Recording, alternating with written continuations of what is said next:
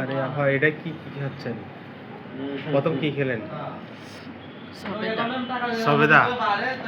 এরপরে এটা তো খাওয়া শেষ হয়নি। সবেদার পর আম খাবেন। এটা কে খাওয়াচ্ছে? হাসান মুন্সি?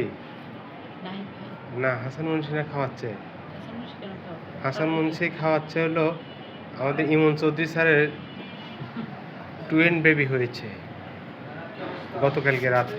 হ্যাঁ, এই জন্য খুশিতে উনি তো ইনচার্জ, উনি ইনচার্জ না, এই জন্য উনি খুশিতে আপনাদেরকে খাওয়াচ্ছে হলো এই কি বলে এটা সবেদা। হ্যাঁ, প্লাস হলো সবেদা প্লাস হলো আম। সবেদা কয়টা আনছিলেন? সবেদা তো গড়ি নেই, হাফ কেজি সবেদা আর 1 কেজি আম। এটা কিন্তু খাওয়াচ্ছে আমাদের। একটা বেশ মিষ্টি ছিল, একটা একটু কম মিষ্টি। আচ্ছা, যাই হোক, ওটা একই রকম না মিষ্টি। তাহলে ওনার নিয়তটা 2 রকম ছিল।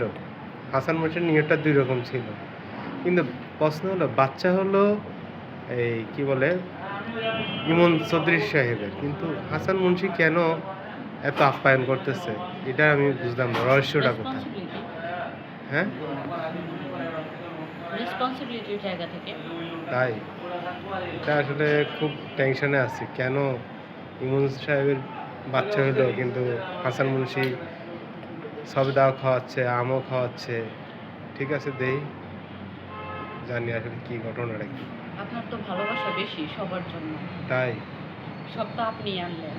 তাই টাকা কে দিছে এটা ফ্যাক্ট না, ফ্যাক্ট হচ্ছে আনছেন তো আপনি। টাকা তো দিছে হাসান মুন্সি, বলছে ভাই এইভাবে এইভাবে খাওয়াবেন, ইমনের বাচ্চা হলো এই জন্য। ওকে, আল্লাহ হাফেজ।